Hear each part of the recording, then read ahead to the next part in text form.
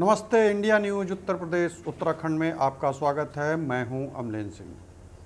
Morning bulletin में आज सुबह से लेकर के शाम तक जो बड़ी खबरें हैं वो कौन थी जो मीडिया जगत से लेकर के सब जगह हलचल मचाए हुए थी। कुछ हम इंडिया से बाहर की अगर हम बात करेंगे तो विदेश में अगर हम घुसते हैं तो चीन इस समय कुछ ज़्यादा एक्टिव है, कुछ अमेरिका एक्टिव है, कुछ पाकिस्तान एक्टिव है, क्योंकि पाकिस्तान में टीडीपी से लेकर के और सारे संगठन भी काम कर रहे हैं। बात इतना ही नहीं है, बात सीलमपुर की भी अगर हम बात करें दिल्ली की, तो वहाँ पर योगी मॉडल की भी बात हो रही है और देखेंगे क्यों हो रही है। कासगंज से फिर से वो घटना आई क्राइम से रिलेटेड, जिस पर आपको दिल दहला देने वाली सामने ऐसी तस्वीरें हैं, उसकी भी हम चर्चा करेंगे। रही बात वाराणसी की, तो वो 7 दिन में जो गैंगरेप की घटना थी, 23 लोगों का नाम था, उसके बारे में भी जिक्र करेंगे कि ऐसा क्या हुआ कि एसआईटी जांच की बात आ गई। बहुत ऐसी चीज़ें हैं जो हमको और आपको झकझोर देती हैं, मानवता की शर्मसार करने वाली भी तस्वीरें आती हैं, उसका भी हम जिक्र करेंगे। अगर पानी नहीं तो शादी नहीं। चीज़ें बहुत हैं हमारे और आपके बीच में, ऐसी है जो दैनिक दिनचर्या में डिमांड करती हैं और वो खबर बन जाती है जब कोई विरोध करता है। तो हम पूरे दिन क्या रहा प्रदेश में, कैसी घटनाएं घटी और चीन आखिर किसके खिलाफ 6 पनडुब्बियां उतारता है, वो भी परमाणु पनडुब्बी, इस पर भी हम चर्चा करेंगे। रही बात पूरी खबरों की जानकारी की, तो हमारे साथ बने रहिए। थोड़ी देर में हम आपको पूरा दिखाते हैं कि क्या कुछ है पूरा सिनेरियो दिन भर का। कुछ दिन पहले पीएम मोदी बनारस जाते हैं, वहां नाराज होते हैं क्योंकि उनके संसदीय क्षेत्र में ऐसी घटना घटती है जिसको लेकर के खुद दुखी होते हैं। बात इतना ही यहाँ नहीं है, कई अधिकारियों को फटकार भी लगाते हैं कि आप लोगों को रहते हुए अगर क्राइम कंट्रोल नहीं होता है तो आप लोगों को इस क्षेत्र में रहना बेकार है। बात इतनी ही नहीं, निष्पक्षता की बात होती है तो लगातार ऐसा होता है कि कहीं कोई इस मामले में निर्दोष न फंस जाए, इसको लेकर के पुलिस भी लगातार छानबीन कर रही है। और कुछ इंस्टाग्राम से लेकर स्नैपचैट्स के जो भी एक चैट है, उसको लेकर कुछ ऐसे मैसेज मिलते हैं जिसको लेकर हाथ पैर फूल जाते हैं पुलिस के। और बात इतना ही नहीं, पूरे मामले में एसआईटी जांच तक गठित करनी पड़ी। देखिए पूरा मामला है क्या।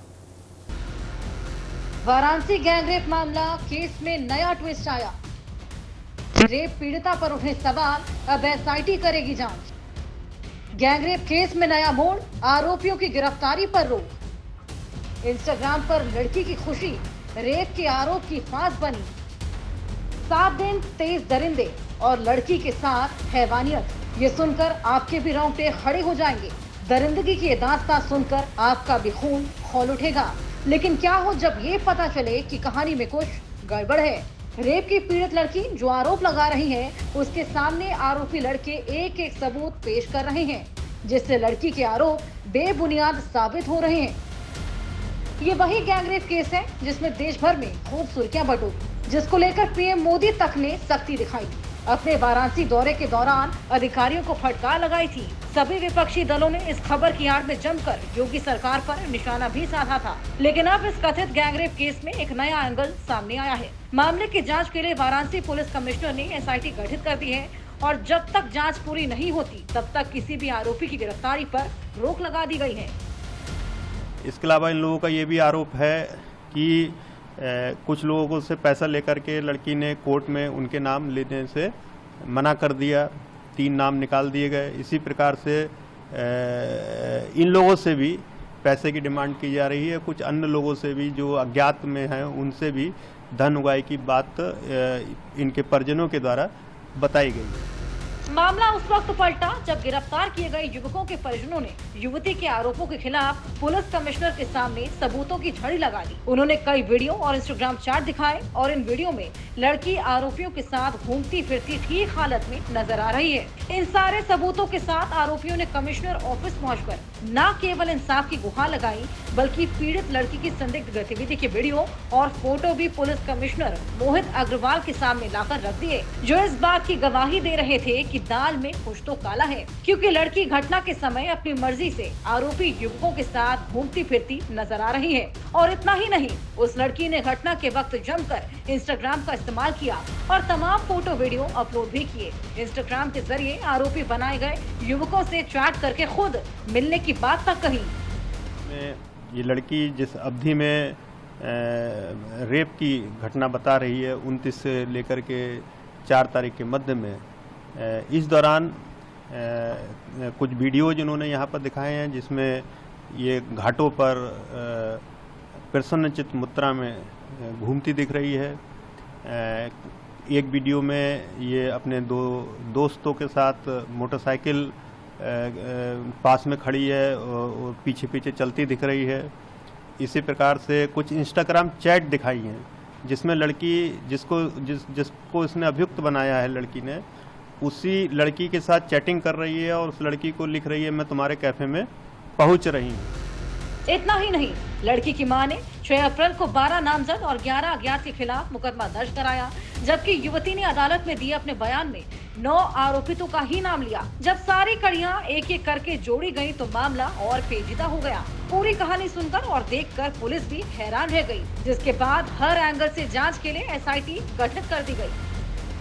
FIR में दावा था कि 29 मार्च से 4 अप्रैल तक लड़की के साथ 23 युवकों ने गैंगरेप किया, लेकिन अब सामने आए वीडियो और इंस्टाग्राम पोस्ट से केस की दिशा बदलती जा रही है। 31 मार्च के एक वीडियो में लड़की 3 आरोपियों के साथ एक रेस्टोरेंट के बाहर दिख रही है, जबकि चौथा आरोपी वीडियो बना रहा है।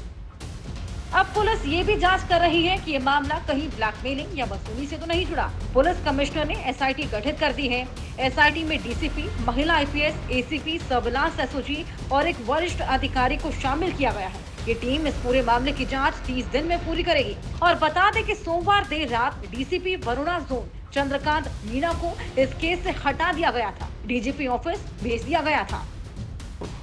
इसके अलावा इन लोगों का ये भी आरोप है कि कुछ लोगों से पैसा लेकर के लड़की ने कोर्ट में उनके नाम लेने से मना कर दिया, 3 नाम निकाल दिए गए। इसी प्रकार से इन लोगों से भी पैसे की डिमांड की जा रही है। कुछ अन्य लोगों से भी जो अज्ञात में हैं उनसे भी धन उगाही की बात इनके परिजनों के द्वारा बताई गई है। बात कासगंज की कर रहे हैं और कासगंज यूपी में एक ऐसी तस्वीर सामने आई कि अगर आप अपने परिवार को लेकर के पिकनिक स्पॉट पे अगर आप जा रहे हैं तो आप सावधान रहिए, क्योंकि हम ये नहीं कह रहे हैं, जो पीड़ित है वो कह रहा है।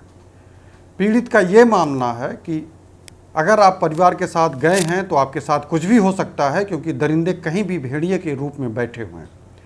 और इतना ही नहीं, अगर आप झगड़ा करेंगे तो आपके परिवार के साथ कुछ भी हो सकता है, क्योंकि भुक्तभोगी खुद सुना रहा है कि उसके परिवार के साथ हुआ क्या।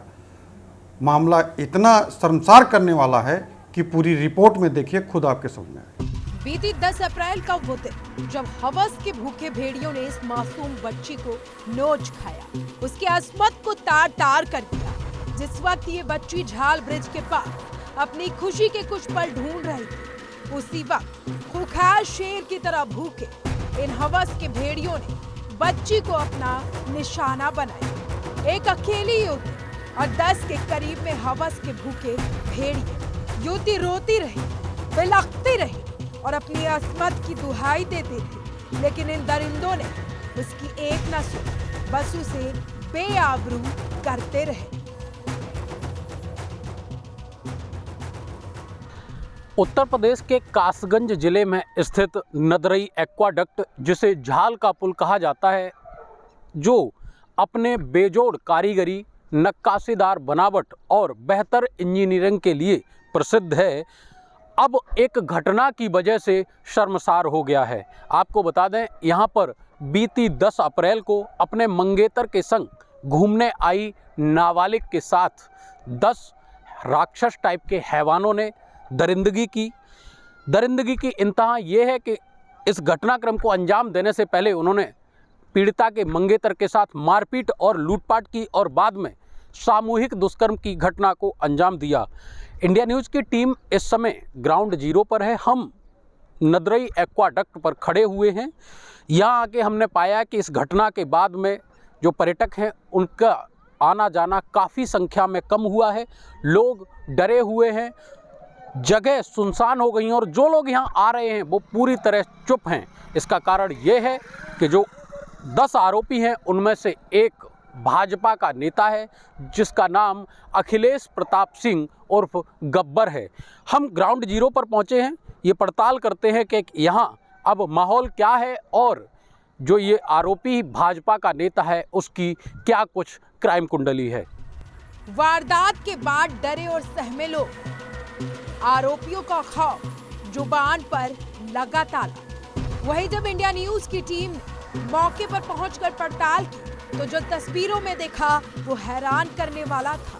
लोग इस हैवानियत भरी वारदात के बाद डरे और सहमे हुए हैं और पिकनिक स्पॉट पर आने वालों की संख्या में कमी आई है। साथ ही लोग दबी जुबान में इस दुर्भाग्यपूर्ण वारदात की चर्चा भी कर रहे हैं, लेकिन आरोपियों के खौफ से कोई कुछ बोल नहीं रहा।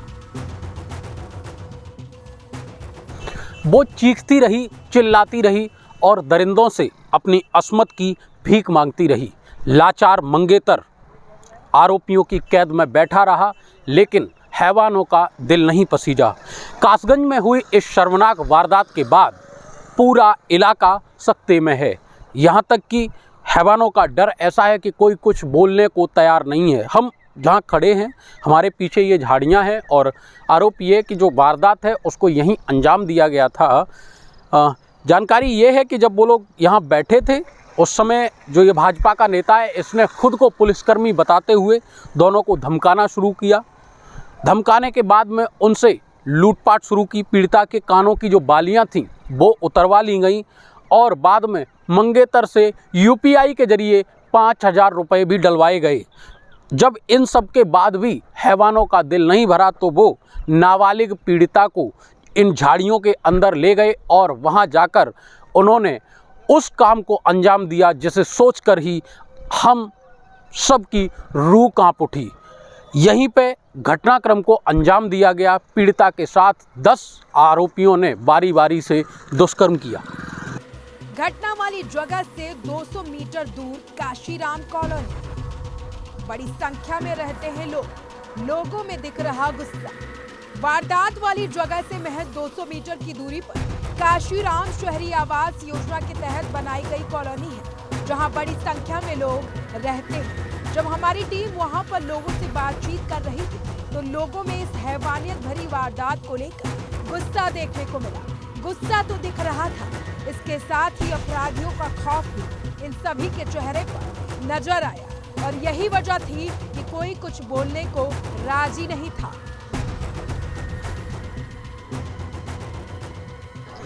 आरोपितों ने जिस जगह पर इस शर्मनाक घटना को अंजाम दिया था उससे महज 200 मीटर दूर कांसीराम आवासीय कॉलोनी है, जहां पर बड़ी संख्या में लोग निवास करते हैं। लेकिन जो आरोपित भाजपा नेता था जिसका नाम अखिलेश प्रताप सिंह उर्फ गब्बर था, उसका यहाँ के निवासियों में भी इतना डर है कि अब इस घटना के बारे में कोई भी बोलने को तैयार नहीं है। 10 अप्रैल को जब ये घटना हुई, दिन के उजाले में इतने बड़े घटनाक्रम को अंजाम दिया गया। यहाँ के सारे लोग ऑफ कैमरा तो ये पूरी घटना बताते हैं, लेकिन जब कैमरा ऑन होता है तो आरोपियों का इतना डर है, इतना खौफ है कि कोई भी बोलने को तैयार नहीं होता है। वहीं गैंगरेप में जिस भाजपा नेता अखिलेश प्रताप सिंह गब्बर का नाम आ रहा है, उसकी क्राइम कुंडली भी उतनी ही चौंकाने वाली है। आरोपी गब्बर भाजपा नेताओं के इशारे पर अपराधों को अंजाम दिया करता था। साल 2023 में भाजपा नेता और पूर्व एटा सांसद राजू भैया के इशारे पर अपने साथियों के साथ मिलकर बुलंदशहर की डिबाई से पूर्व भाजपा विधायक अनीता लोधी पर फायरिंग कर दहशत फैलाई थी। इस मामले में राजू भैया और सदर विधायक देवेंद्र राजपूत की भनक थी कि उल्टा अनीता लोधी और उनके समर्थकों पर मुकदमा पंजीकृत करवा दिया था। यूपी के कासगंज में हुए सामूहिक दुष्कर्म मामले में जिस भाजपा नेता अखिलेश प्रताप सिंह उर्फ गब्बर का नाम आ रहा है, उसकी क्राइम कुंडली भी उतनी ही चौंकाने वाली है। इस भाजपा नेता का जिले में भौकाल था, जो कासगंज सदर से विधायक देवेंद्र सिंह राजपूत का और एटा लोकसभा से पूर्व सांसद तथा कल्याण सिंह के सुपुत्र राजवीर सिंह उर्फ राजू भैया का बेहद करीबी बताया जाता था। आरोपी के सदर विधायक और पूर्व सांसद राजवीर सिंह राजू भैया तथा विधायक देवेंद्र सिंह राजपूत के साथ दर्जनों फोटो सोशल मीडिया पर वायरल हैं। इस मामले में एक चौंकाने वाला और खुलासा हुआ है कि वर्ष 2023 में बुलंदशहर जिले की डिबाई से पूर्व विधायक रहीं अनीता लोधी यहां पर एटा लोकसभा चुनाव से भाजपा से ही आवेदन करना चाहती थीं, जिसके चलते उन्होंने जिले में कैंपेन शुरू किया था। सूत्र बताते हैं कि राजू भैया के इशारे पर इसी अखिलेश प्रताप सिंह उर्फ गब्बर ने भाजपा की पूर्व विधायक अनीता लोधी पर अपने गुर्गों के साथ मिलकर फायरिंग की थी तथा बाद में इसी की तरफ से अनीता लोधी और उसके समर्थकों पर मुकदमा भी दर्ज किया गया था। इस मामले में अनीता लोधी की तहरीर पर तकरीबन 10 दिन तक मुकदमा दर्ज नहीं किया गया था। मामला लखनऊ और दिल्ली तक पहुंचा था, जिसके बाद में अनीता लोधी की तहरीर पर इसी गब्बर के खिलाफ भी मुकदमा दर्ज हुआ था। इस वारदात को लेकर विपक्ष तो इस मौके की फिराक में था और मौका मिला भी। जैसे ही भाजपा नेता अखिलेश प्रताप सिंह उर्फ गब्बर का नाम आया, तो फिर विपक्ष योगी आदित्यनाथ सरकार पर हमलावर हो गया। कांग्रेस नेता प्रियंका गांधी, समाजवादी पार्टी और नगीना से सांसद चंद्रशेखर ने ट्वीट कर योगी सरकार पर निशाना साधा। कासगंज सामूहिक दुष्कर्म मामले में जब भाजपा नेता का नाम आया, तो फिर विपक्ष भी योगी सरकार पर हमलावर हो गया। कांग्रेस ने ट्वीट करके योगी सरकार से ये पूछा कि योगी जी बताने का कष्ट करेंगे कि क्या भाजपा का कार्यकर्ता होना दुष्कर्म करने का लाइसेंस प्रदान कर देता है। इसके साथ ही आज़ाद समाज पार्टी के जो मुखिया हैं और नगीना से सांसद हैं चंद्रशेखर, उन्होंने भी ट्वीट करके योगी सरकार से सवाल किए कि कासगंज में आपकी ही पार्टी के एक नेता ने अपने साथियों के साथ मिलकर एक नाबालिग बिटिया की अस्मत रौंद डाली। मुख्यमंत्री ये बताने का प्रयास करेंगे कि भाजपा का नेता होना क्या अपराध करने का लाइसेंस कर देता है। इसके साथ ही जो आज़ाद समाज पार्टी के मुखिया हैं चंद्रशेखर, उन्होंने योगी सरकार से मांग करते हुए कहा कि अपराधियों का जो मुकदमा है इसको फास्ट ट्रैक कोर्ट में चलवाएं और आरोपियों को फांसी की सज़ा दिलवाने के साथ साथ पीड़िता के परिवार को उचित मुआवजा और सुरक्षा की व्यवस्था भी योगी सरकार करे।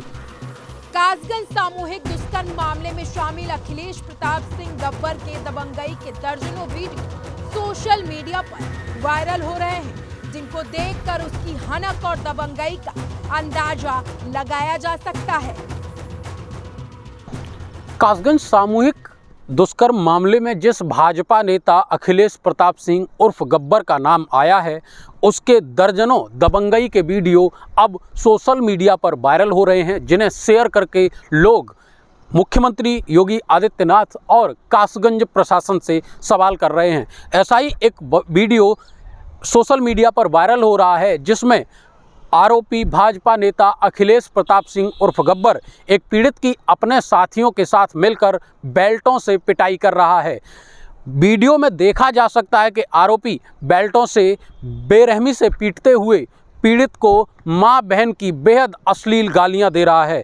इसके साथ ही एक घटनाक्रम ये भी निकल के आया है कि कासगंज जिले में वर्ष 2022 में किसरौली रोड पर कुछ दुकानों पर कब्जा किया गया था, जिसमें आरोपी भाजपा नेता अखिलेश प्रताप सिंह उर्फ गब्बर का हाथ था। इसके साथ ही जो गब्बर है, इसके फायरिंग करते हुए एक वीडियो भी वायरल हो रहा है, जिसको शेयर करते हुए एक यूज़र ने कासगंज पुलिस से पूछा है कि क्या भाजपा नेता होना दबंगई का लाइसेंस प्राप्त करा देता है। आरोपी भाजपा नेता अखिलेश प्रताप सिंह उर्फ गब्बर की छाप एक दबंग नेता के तौर पर पूरे जिले में है। वो कासगंज से सदर विधायक देवेंद्र सिंह राजपूत का लाडला था और जरायम की दुनिया का बेताज बादशाह बनने की राह पर अग्रसर। इलाके में बीजेपी नेता की कुछ इस कदर हनक है कि कोई भी कुछ बोलने से पहले 100 बार सोचने पर मजबूर हो जाता है, डरता है कि कहीं मुंह खोलो तो कुछ उसके या उसके परिवार के साथ अनिष्ट न हो जाए। कुल मिलाकर इलाके में बीजेपी नेता भरपूर रसूख रखते हैं और इसी रसूख के चलते इस गैंगरेप मामले में कोई कुछ सच बताने को तैयार नहीं है। कासगंज में हुए सामूहिक दुष्कर्म मामले में पुलिस अब तक भाजपा नेता अखिलेश प्रताप सिंह उर्फ गब्बर समेत 8 आरोपियों को जेल की सलाखों के पीछे भेज चुकी है। वहीं इस मामले में नामजद आरोपी योगेश राजपूत समेत 2 लोग फरार हैं। पुलिस दोनों आरोपितों को गिरफ्तार करने का जल्द से जल्द गिरफ्तार करने का दावा कर रही है, लेकिन आरोपितों को कब तक गिरफ्तार कर पाएगी ये अब तक यक्ष प्रश्न बना हुआ है। वहीं इस योगेश राजपूत की बात करें तो इसके सोशल मीडिया अकाउंट इंस्टाग्राम पर हमें चौंकाने वाले दस्तावेज मिले हैं। आरोपी का जो डीपी है वो कासगंज सदर विधायक देवेंद्र सिंह राजपूत के सुपुत्र यशवीर सिंह राजपूत, जो कासगंज ब्लॉक के ब्लॉक प्रमुख हैं, उनके साथ लगा हुआ है। इसके साथ ही जो सदर विधायक देवेंद्र सिंह राजपूत हैं, उनकी गाड़ी के साथ भी कई फोटो योगेश राजपूत के मिले हैं, जिससे ये साबित होता है कि आरोपी का भाजपा से कासगंज सदर विधायक देवेंद्र सिंह राजपूत के साथ गहरा ताल्लुकात था। इसके साथ ही हमें आरोपी की इंस्टाग्राम आईडी से कासगंज की मौजूदा सीओ सिटी आंचल चौहान का एक फ़ोटो मिला है, जिसमें आरोपी आंचल चौहान को उनके ही चित्र की बनाई गई पेंटिंग भेंट कर रहा है। अब इतना रसूख होने के बाद क्या पुलिस प्रशासन राजनीति, स्थानीय भाजपा नेता और सदर विधायक के दबाव में है? इस बात से भी इनकार न किया जा सकता है। अब ये देखने वाली बात होगी कि पुलिस आरोपी के गिरेबान तक कब तक पहुंच पाती है। वीडियो जर्नलिस्ट राहुल यादव के साथ अतुल यादव, इंडिया न्यूज, कासगंज। दुष्कर्म मामले में एक नामजद आरोपी योगेश अब भी फरार। बीजेपी नेता से है आरोपी योगेश के संबंध। फिलहाल इस पूरे मामले में एक नामजद आरोपी योगेश अब भी फरार चल रहा है। कहा यह भी जा रहा है कि उसके संबंध भाजपा सदर विधायक देवेंद्र सिंह राजपूत से है। इतना ही नहीं, आरोपी का एक कासगंज सीओ सिटी आंचल चौहान को पेंटिंग देने का फोटो भी चर्चा का विषय बना हुआ है। लेकिन इन सब के बीच सबसे बड़ा सवाल ये है कि अपराधियों के सामने पुलिस क्यों इतना लाचार है? क्यों इन अपराधियों के आगे पुलिस नतमस्तक है? Bureau report, India news, Uttar Pradesh, Uttarakhand. Bareilly से एक ऐसा मामला सामने आता है कि पत्नी जो है अपने प्रेमिका के साथ रहना चाहती है, पति को जानकारी नहीं है और पति जो है बीच में रहे भी न और हट जाए, इसके लिए पत्नी प्रेमिका के साथ मिल करके प्लान बनाती है। प्लान इतना खतरनाक होता है कि कॉफ़ी में चूहे की दवा मिला के देती है। पति बेहोश होता है, फिर गला दबाया जाता है। गला दबाने के बाद उसको फांसी के फंदे पर लटकाया जाता है। इतना ही नहीं, उसे लगता है कि काम तमाम हो चुका है, फिर पति प्रेमिका को वहाँ से वो भगा देती है और भगाने के बाद फिर वो प्लान रचती है आडंबर का। पति के साथ रोती है, उसके बॉडी के साथ लिपट के रोती है और इतना शोर मचाती है कि आनंद फानंद में लोग आते हैं। माहौल इतना बनता है कि देखने में ये लगता है कि यह आत्महत्या का केस है। मामला तब खुलता है जब पोस्टमार्टम रिपोर्ट आती है। फिर देखिए क्या होता है इस पूरे मामले में। इस रिपोर्ट के जरिए आप पड़ताल को समझिए। बरेली में बीवी की खौफनाक बेवफाई, पति की चाय में चूहे मारने की दवाई, आशिक के साथ फंदे पर लटकाया। मेरठ की मुस्कान ने पति की हत्या की जो कहानी लिखी, उसके बाद तो शहर शहर से कातिल बीवियों की तस्वीरें सामने आने लगी। उत्तर प्रदेश से लेकर हरियाणा, राजस्थान से लेकर मध्य प्रदेश तक हर जगह से पति की हत्याओं की खबर आई और जो गुनहगार निकला वो पत्नी और उसका आशिक थे।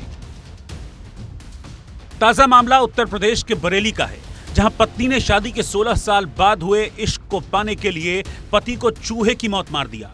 पत्नी ने पहले पति को चूहा मारने वाला जहर मिलाकर चाय पिलाई, इसके बाद प्रेमी को फोन कर बुलाया और दोनों ने मिलकर पति का गला दबाकर हत्या कर दी। इसके बाद इसे सुसाइड का मामला दिखाने के लिए शव को फांसी के फंदे पर लटका दिया। हालांकि पूरी प्लानिंग से की गई सत्या की कहानी की कलई पोस्टमार्टम में खुल गई, जिसके बाद पुलिस ने पत्नी को हिरासत में लेकर पूछताछ की तो उसने सनसनीखेज खुलासा किया, जिसके बाद पुलिस ने कातिल बीवी और उसके प्रेमी को गिरफ्तार कर लिया है। पति की हत्या के बाद पत्नी ने जो ड्रामा किया वो हैरान करने वाला था। किसी को लगा ही नहीं कि आत्महत्या नहीं, हत्या है और हत्या करने वाला कोई और नहीं बल्कि पत्नी थी। पति की मौत पर किसी को शक न हो, इसीलिए वो जोर जोर से रोने का नाटक करती। आवाज सुनकर आसपास के लोग पहुंचे और पुलिस को खबर दी। पुलिस पहुंची तो दरवाजा अंदर से बंद था। दरवाजा तोड़ा गया तो शव फंदे से लटका हुआ था। शव बाहर निकालते ही पत्नी शव से लिपट गई और चीखने लगी। पत्नी को रोता बिलखता देख पुलिस को भी मामला पहले सुसाइड का ही लगा, लेकिन जब पोस्टमार्टम की रिपोर्ट आई तो चौंकाने वाला खुलासा हुआ। पता चला कि युवक की मौत गला दबाने और नशीला पदार्थ पीने से हुई है। मृतक के भाई की शिकायत और शक के आधार पर पुलिस ने पत्नी को हिरासत में लिया। पूछताछ में उसने अपने बॉयफ्रेंड का नाम बताया और जब दोनों से सख्ती से पूछताछ की गई तो उन्होंने अपना गुनाह कबूल कर दिया।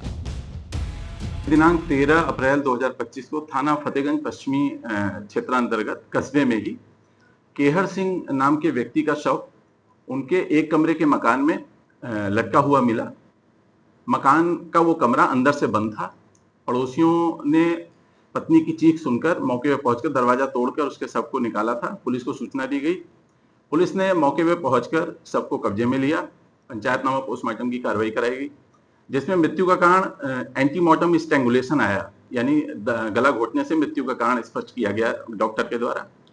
इसमें मृतक के भाई अशोक की तहरीर पर मृतक की पत्नी तथा उसके एक प्रेमी जिसका नाम पिंटू है, इनको नामजद करते हुए हत्या की तहरीर दी गई, जिसमें मुकदमा अपराध संख्या 153/25 अंतर्गत धारा 103(1) BNS तथा 3(5) BNS के अंतर्गत पंजीकृत किया गया। इसमें विवेचनोपरांत दोनों अभियुक्तगणों को गिरफ्तार कर आज माननीय न्यायालय की विरक्षा में भेजा जा रहा है और इस प्रकरण में विवेचना प्रचलित है। समस्त तथ्यों को समाहित करते हुए शीघ्र ही आरोप पत्र दाखिल किया जाएगा। बरेली में अलीगंज थाना इलाके के केहरपाल सिंह अपनी पत्नी रेखा और 4 बच्चों के साथ मोहल्ला ठाकुरद्वारा में किराए पर रहता था। वो नगर पंचायत फतेहगंज में 10 साल से संविदा पर सफाई कर्मी था। पड़ोसियों के मुताबिक 13 अप्रैल की शाम करीब 5 बजे केहर की पत्नी की चीखने की आवाज आई। रोने की वजह पूछी तो पता चला कि पति ने फांसी लगा ली। करीब 10-15 मिनट में पुलिस भी मौके पर पहुंच गई और दरवाजा तोड़ा। और जैसे जैसे जांच आगे बढ़ती गई तो पता चला कि सिर्फ मेरठ की मुस्कान ही कातिल पत्नी नहीं है, बरेली की रेखा भी कातिल बीवियों की इस लिस्ट में शामिल हो गई है। Bureau report, India news. Delhi में वो कौन है ऐसा जो भेड़िए का रूप ले रहा है? और इतना ही नहीं, नाबालिग की हत्या होती है। हत्या इतना बढ़ता है कि वहाँ हिंदू बनाम अन्य वर्ग में भी छिड़ जाता है। और इलाका ऐसा है कि इतना खौफ है कि वहाँ कुछ परिवारों को वो इलाका छोड़ने पे मजबूर होना पड़ रहा है। तो देखिए ये है क्या पूरा मामला और कौन ऐसा परिवार है, कौन ऐसा एक विशेष वर्ग है जिसे पूरे इलाके को छोड़ने पर मजबूर होना पड़ रहा है और सरकार क्या कर रही है, सरकार से उनकी गुहार क्या है। अगर कहीं कोई न कोई कमी है, इस वजह से पलायन के लिए जो मजबूर हो रहे हैं उनकी कहानी ही कुछ अलग है। देखिए इस रिपोर्ट।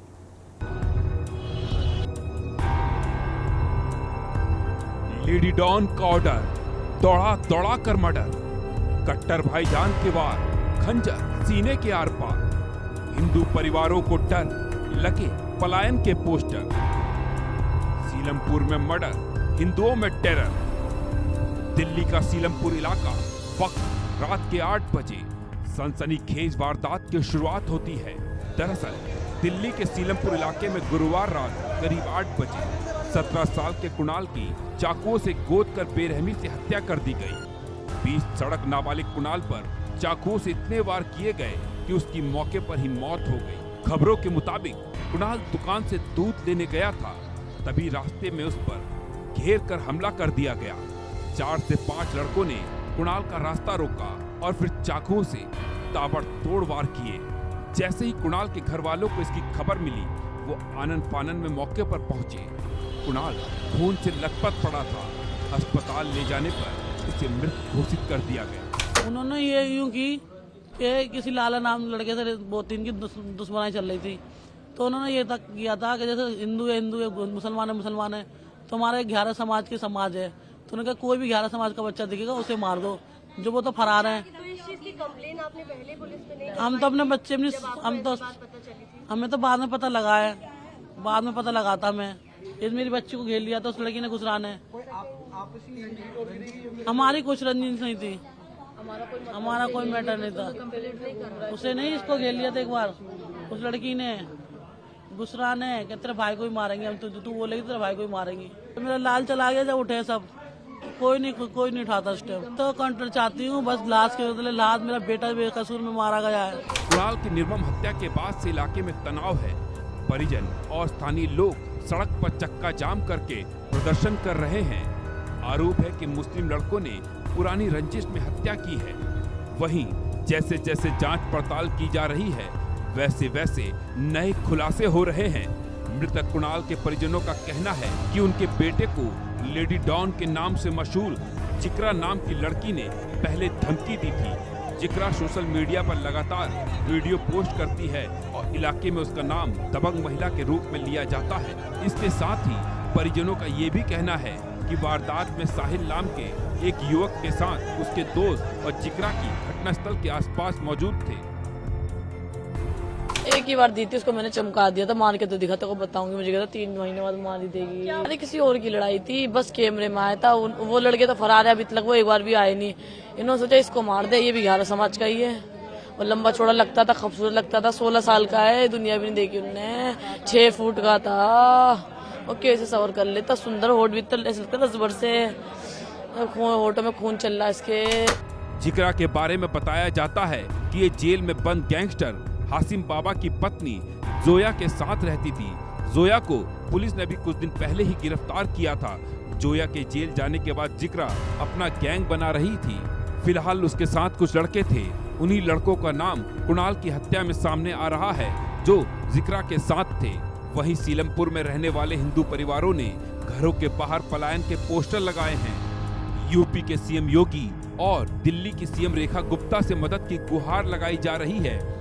इन पोस्टर्स पर लिखा है, हिंदू पलायन कर रहा है, योगी जी मदद करो, ये मकान बिकाऊ है, हिंदू खतरे में है, हिंदू पलायन कर रहा है, रेखा गुप्ता जी मदद करो।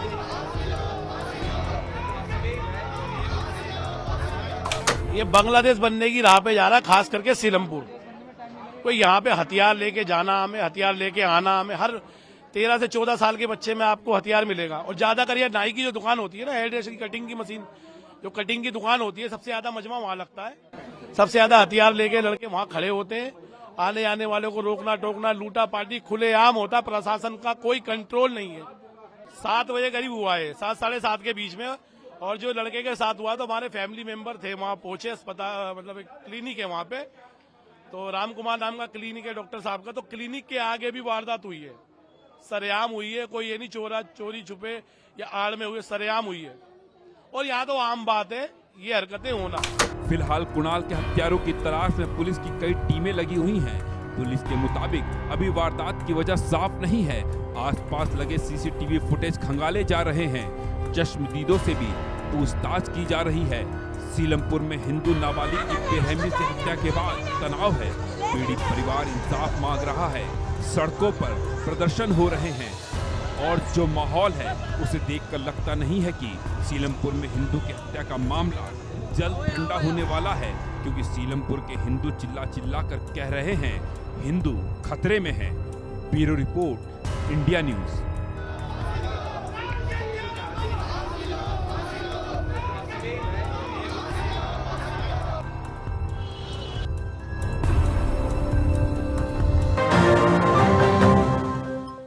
बात राजस्थान के कुंडल गांव की है। कुंडल गांव में एक पत्नी ऐसा कदम उठाती है कि पति के साथ रहने के लिए उसे शर्त रखना पड़ता है। शर्त आप सुनेंगे तो हमारे और आपके जीवन में कुछ नॉर्मल चीज़ें इसलिए हो सकती हैं क्योंकि आए दिन आप ये खबर सुनते होंगे, लेकिन स्टैंड कोई नहीं लेता होगा। अगर किसी ने ससुराल जाने के लिए स्टैंड लिया तो वो खबर बन गई। स्टैंड है पानी का। पानी नहीं तो ससुराल नहीं जाऊंगी। देखिए ये पूरी कहानी शुरू कहाँ से होती है और आखिर में होता क्या है, समझौता हुआ कि नहीं हुआ, अगर हुआ तो क्या पत्नी मान गई? देखिए इस रिपोर्ट।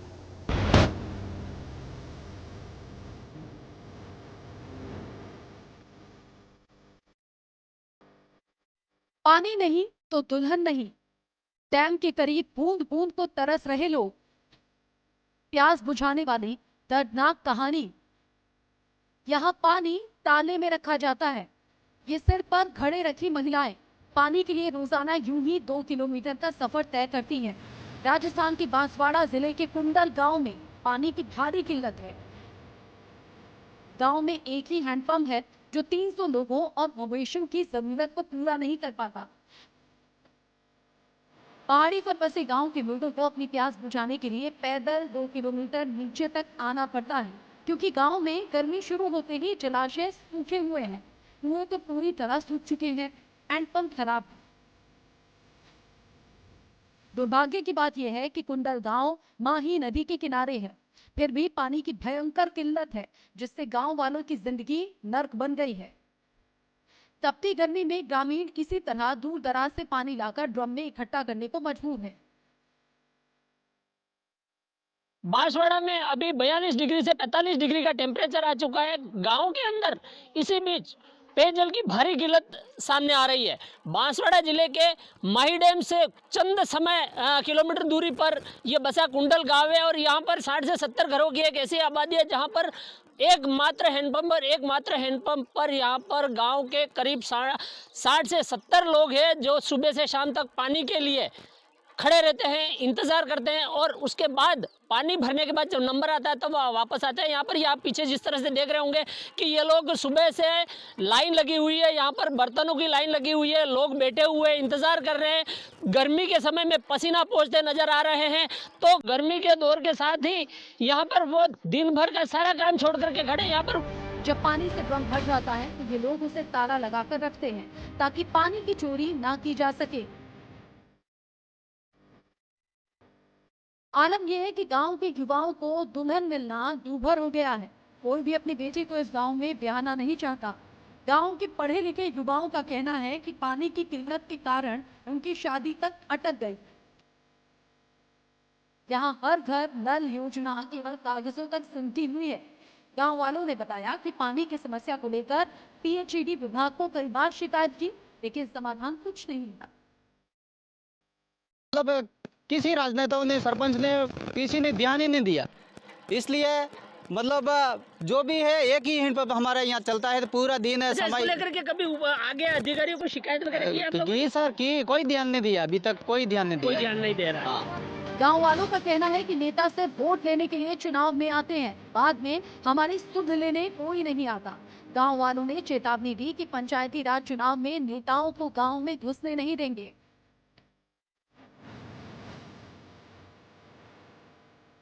इंडिया न्यूज जब इस गांव पहुंचा तो जल विभाग के अधिकारी आनंद फानंद में गांव का दौरा करने के लिए पहुंचे और तत्काल गांव वालों के लिए पीने के पानी के टैंकर शुरू करवाए। गोरपाड़ा फले से इस प्रकार का परिवाद प्राप्त हुआ था कि साहब वहाँ पे जो हैंडपंप हैं वो गर्मियाँ जल्दी स्टार्ट होने की वजह से सूख गए हैं। तो हमारे जो पीएचडी के अधिकारी हैं और साथ में जो प्रोजेक्ट इनका काम देखते हैं और विकास अधिकारी इनको निर्देशित किया था, उनकी टीम आज ही मौके पे गई, आमजन से बात की और उनकी आवश्यकता के अनुसार कितने टैंकर चालू करवाने, टैंकर की व्यवस्था करवाई गई। तो परमानेंट व्यवस्था करने के लिए जो हमारे जेजेएम का प्रोजेक्ट का कार्य चल रहा है, इसको निर्धारित समय सीमा में पूरा करना और जो कनेक्शन हो चुके हैं उनमें समय सीमा में पेयजल उपलब्ध करवाना ताकि स्थायी तौर पर समस्या का निस्तारण हो। जल ही जीवन है, ये स्लोगन बताता है कि जीवन जीने के लिए पानी कितना जरूरी है, लेकिन इसी जीवन को पाने के लिए राजस्थान का ये गांव तरस रहा है। गांव टैंकर नहीं परमानेंट सोल्यूशन चाहता है ताकि पानी की बूंद बूंद के लिए तरसना ना पड़े। Bureau report, India news.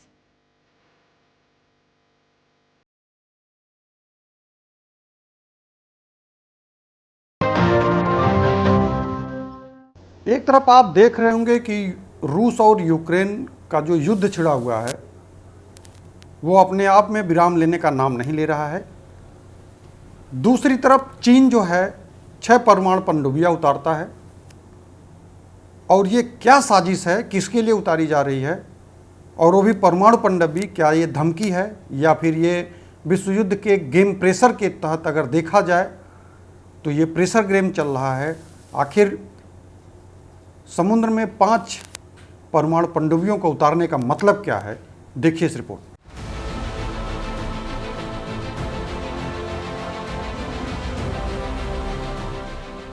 चीन का सीक्रेट प्लान, मिट जाएगा जापान ताइवान। परमाणु पनडुब्बी की तैनाती, प्रशांत महासागर में घेराबंदी, बीच समंदर चीन का कार, तैनात विध्वंसक हथियार। ताइवान और जापान में तबाही, नक्शे से मिटाने की तैयारी। कुछ बड़ा करने की फिराक में है चीन, ताइवान को तबाह कर देगा चीन। क्या ताइवान का हाल भी यूक्रेन की तरह होगा? ये सवाल इसलिए उठ रहे हैं क्योंकि चीन ने अपनी 6 परमाणु पनडुब्बियों को प्रशांत महासागर में तैनात कर दिया है, जिसके बाद से ताइवान की नींद उड़ चुकी है। उधर चीन का जापान से टकराव जारी है, तो इधर चीन ने ताइवान की धड़कनें बढ़ा दी है। चीन और ताइवान के बीच का तनाव कोई नया नहीं। 1949 के गृह युद्ध के बाद से चीन ताइवान को अपना हिस्सा मानता है और उस पर दबाव बनाने के लिए लगातार सैन्य, साइबर और कूटनीतिक हथकंडों का सहारा लेता है। ताइवान और जापान से टकराव के बीच चीन के असल मंसूबों का खुलासा हुआ।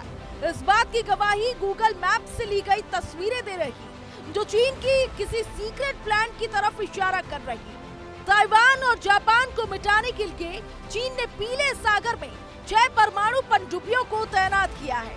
इस पनडुब्बियों को बहुत ही घातक माना जाता है। कहा जा रहा है कि चीन एक ही झटके में ताइवान के नक्शे को मिटाने की कवायद में जुटा है। एक रिपोर्ट के मुताबिक गूगल मैप से इन जिन पनडुब्बियों की तस्वीर ली गई है, उनमें एक घातक टाइप 091 पनडुब्बी, 2 093A और एक अज्ञात पनडुब्बी शामिल है। चीन ने पीले सागर में एक 092 परमाणु ऊर्जा चलित बैलिस्टिक मिसाइल पनडुब्बी को भी तैनात किया है। रिपोर्ट के मुताबिक इन हथियारों की तैनाती जापान और ताइवान के बीच में की है। चीन के किंगदाओ पोर्ट से 18 किलोमीटर दूर पर पानी के नीचे इन पनडुब्बियों को तैनात किया गया। चीन की तैयारी देखकर माना जा रहा कि ताइवान और जापान को एक ही झटके में खत्म कर देना चाहते हैं। ये तैनाती इसलिए भी ताइवान और जापान को डरा रही क्योंकि चीन के विदेश मंत्री ने हाल ही में जापान को हिदायत दी थी। चीन ने कहा था कि जापान को हिरोशिमा नहीं भूलनी चाहिए, हम उससे भी ज्यादा दर्द दे सकते हैं। जापान लगातार चीन के खिलाफ मुखर है। चीन ने पूरे प्रशांत महासागर में 3000 किलोमीटर की घेराबंदी कर ली है। चीन पापुआ गिनी से लेकर समाओ तक अपने जंगी बेड़े को तैनात कर दिया है। चीन की कोशिश है कि अमेरिका और अन्य देशों से ताइवान और जापान तक कोई हथियार या जंग का सामान न पहुंचे, जिससे चीन के लिए ताइवान और जापान को घुटने पर लाना आसान हो जाएगा। इसी मकसद से चीन ने बड़े जहाज समंदर में तैनात किए हैं। चीन का कहना है कि ताइवान और जापान अमेरिका के भरोसे बैठा है, जिसका उसे सीधा नुकसान उठाना पड़ेगा। चीन ताइवान को अपना अधीन मानता है, जबकि वहां की सरकार ने उसे स्वतंत्र देश घोषित कर रखा है। ताइवान ने हाल ही में चीन के खिलाफ समंदर में मोर्चा खोल दिया था, जिसके बाद चीन ने ताइवान के इर्द गिर्द अपना डेरा डाल दिया। दूसरी तरफ जापान लगातार ताइवान के संपर्क में है, लेकिन इस पर भी चीन ने जापान को चेतावनी दी कि जापान ताइवान से दूरी बनाकर रखे, नहीं तो उसे भी नुकसान उठाना पड़ सकता है। Bureau report, India news. दिन भर की इसी तरह की खबरों के साथ हमारी टीम आपके साथ मिलती रहेगी, समय समय पर उपलब्ध होती रहेगी। कोई भी हलचल होती है तो हर अपडेट के साथ हम उपस्थित होते रहेंगे। फिलहाल अभी के लिए हमें दीजिए इजाज़त। नमस्कार।